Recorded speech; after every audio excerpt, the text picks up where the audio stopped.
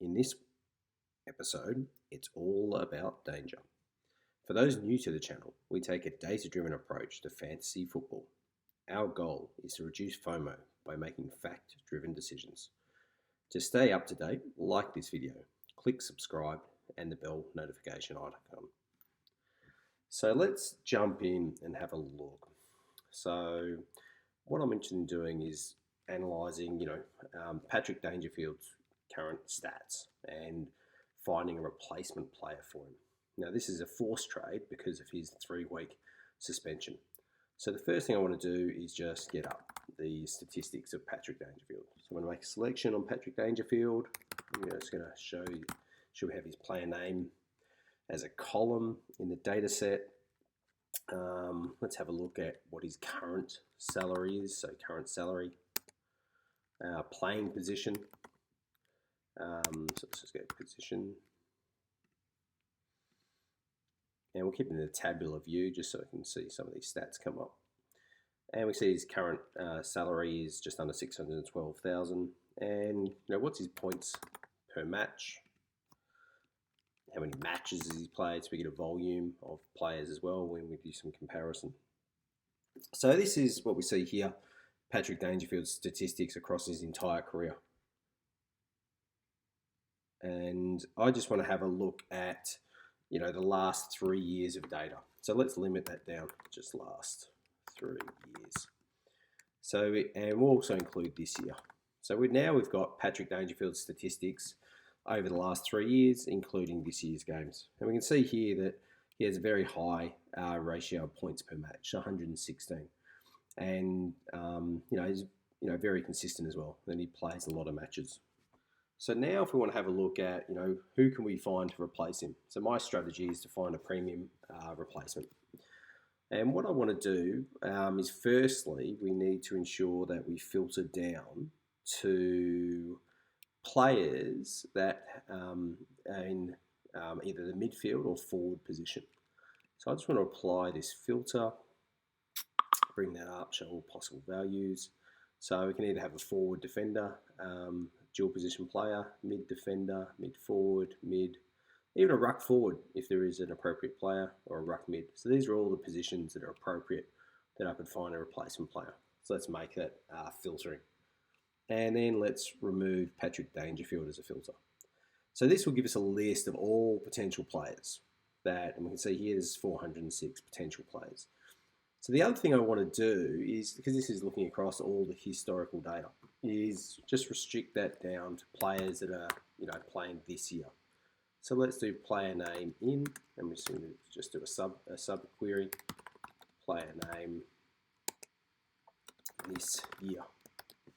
So this will restrict this down to only those players that are playing this year, and we can see this list. So this is interesting. Yeah, but how can we actually find some replacement players?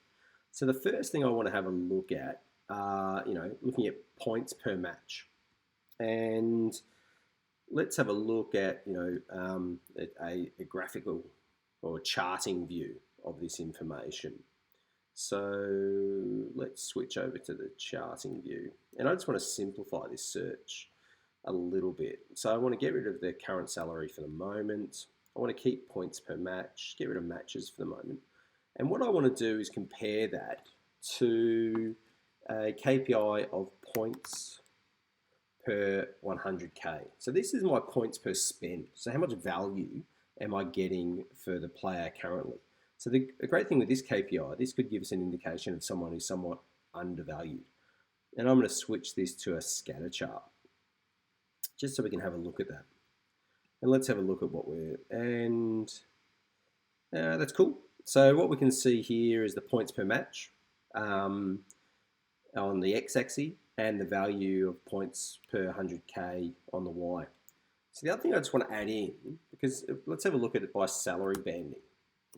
So we can just get some idea of if there's any outliers and undervalued players that we might want to have a look at. So this is we're going to color it by salary banding when this pops up. And what we can see here, that actually is an outlier straight away, Errol Goulden. So he had a fantastic first round game with 139 points this year. However, as we can see here, and also at the price, it's an unbelievable price. So his value at price per 100K is exceptional. But, as we do know, that's, one game does not make a Supercoach premium. So let's restrict this search down to players that have played, let's say, across this period of time, greater than 30 matches, because we're looking at nearly 3 years worth of data. So, we want to have a look at players that have played, quite a lot of football during this time. And we can start seeing that now. That, again, there's some outliers here that are of interest. That, underpriced players. So Mark Hutchings, for his current salary, and for the, points per match, is actually, is showing some price movement. The other one that's sort of a standout as well is Dyson Heppel. So, I'm just going to park these insights that I've found here because this is interesting for my broader team, but for what I'm looking for right now, I'm looking for players in this top range of prices, points per match. So the next filter I want to do is just filter this up on points per match. And I only want to look at players who've had, more than 100 points per match. So now we're starting to get up into this premium price range. And we can see here that, there is a little bit of variation between the prems, but not a lot. The one that, is quite interesting here, we can see points per match of, 112, but relatively cheap pricing. So you can see Patrick Cripps is actually priced down in the 450 to 550K. So in that regard, for someone who, is quite consistent, giving us a good average of points above 100, Cripper could be a pick. The other one that, is of interest as well, we can see on the colour banding a couple of, cheaper individuals, Canelio and also Elliot Yeo, and finally down here, Dane Zorko. At the top end, these are sort of the premiums. What do we got here? So we've got Jackson McRae. So we do know he's in the top band of 650 plus. So if you don't have any cash in the bank, that's going to be sort of tough to bring in Jackson McRae for danger. Tom Mitchell and Lockie Neal. So again, to filter this down, because I don't have any extra cash in the bank, so I want to restrict this down so that the current salary, is less than 612,000. So that's where obviously Danger's price is at. So then let's have a look. So we can see here that Tom Mitchell is probably our standout at this point. That if you want someone with a high average of points per match, and sort of, and now the dollar values of, price per K, they're probably evenly priced. So Tom Mitchell, who else we got here? So there's Danger we can see here. Nat Fife, a perennial sort of premium in Supercoach. Paddy Cripps and Adam Treloar. He's actually quite interesting that Adam Treloar is showing up here. So maybe, this is of interest. We've sort of got identified some players we might want to move on. So let's change this a little bit because I'm interested in seeing, not just average points per match, but, who's capable of getting those big scores. So let's just type in max points. So, what is the largest, game values that these guys get? And I'm going to get rid of points per, just swap this over here. So put points, max points per K, and I'm just going to clean this search up a little bit. So what we can see here, again, we've got points per match, but also the maximum points. So who's possible to get those big scores? And, Tommy Mitchell is definitely standing out. That, is definitely capable of getting a big score. It's got a very high average value.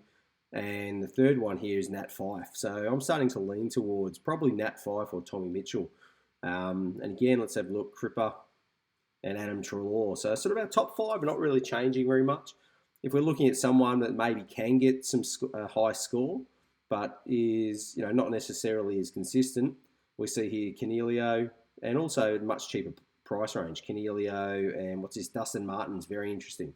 That we do know he can score well and had a great first round of the season, but is not necessarily consistent. So that's our max points. So yeah, this is quite interesting. As I said, I'm probably starting to lead. In my team already, I've already got Tom Mitchell.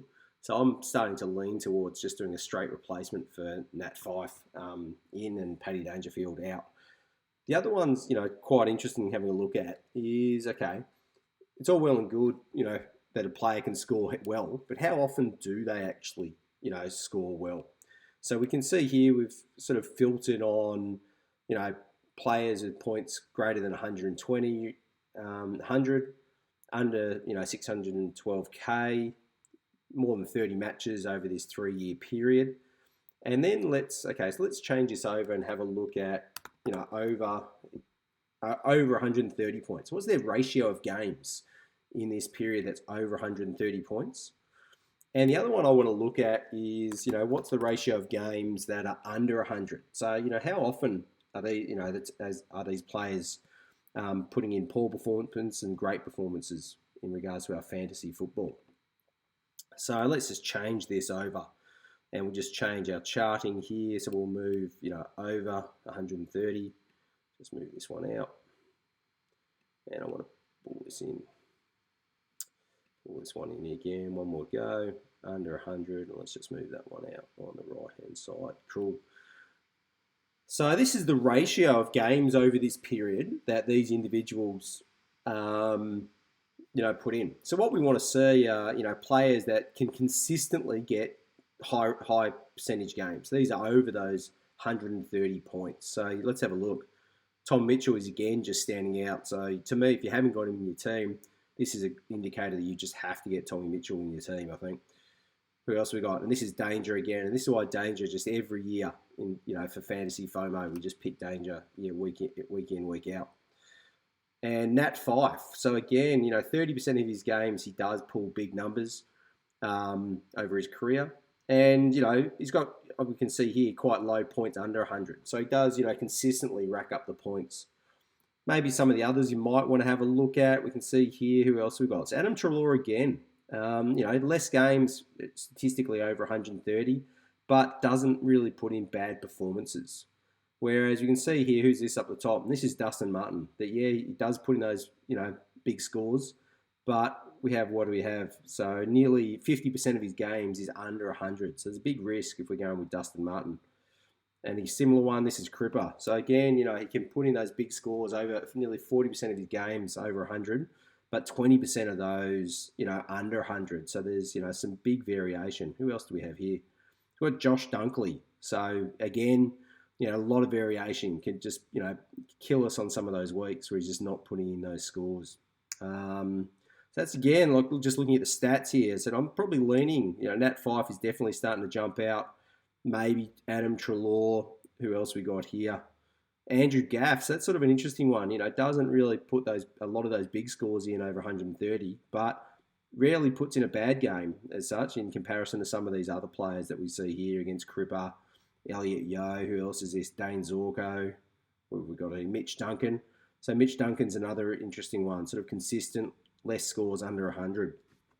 So yeah, just in summary, let's have a look at, we've seen this in the charting view. Let's just have a quick look at what this might look like just in our data column view. And we can see here, we just can start having just a quick search of that data. We see their current salary. So if we want to have a look at, points per match, who our top players would be. And, as we say, this is why we picked Danger. We can see points per match. But, again, Tommy Mitchell just has to be in the team. This is his percentage over 130. So 40% of his games he's going well, 20% under. To me, that's, a no-brainer. And, again, Nat Fyfe. So if we want to just have a quick look at that on, what does that look like by, how often are they going over 130 points? So, again, here's our top three: Tommy Mitchell, Paddy Dangerfield, Nat Fyfe, Cripps, Dunkley. Pendlebury's, that's sort of, quite interesting. We see here Pendle's coming up. His salary is a little bit cheaper. 20% of his games almost, he's over 130 points, which is quite high. But he does pull a lot of games under that 100 mark. So that's something to watch out for. The other one, just quickly, I know there's, a bit of concern about injuries. So in this period, let's have a look at these matches. Sorry, I'll just sort that back. So we can see, obviously, Travis Boak is consistently week in, week out. So that might be something you want to look at. But yeah, Travis Boak plays every week, points over 130, doesn't really get those big scores very often, and, can actually go missing in fantasy. So 46% of the time he sort of is under that 100. Luke Parker, very, very consistent player. Again, Paddy Cripps will get on that park.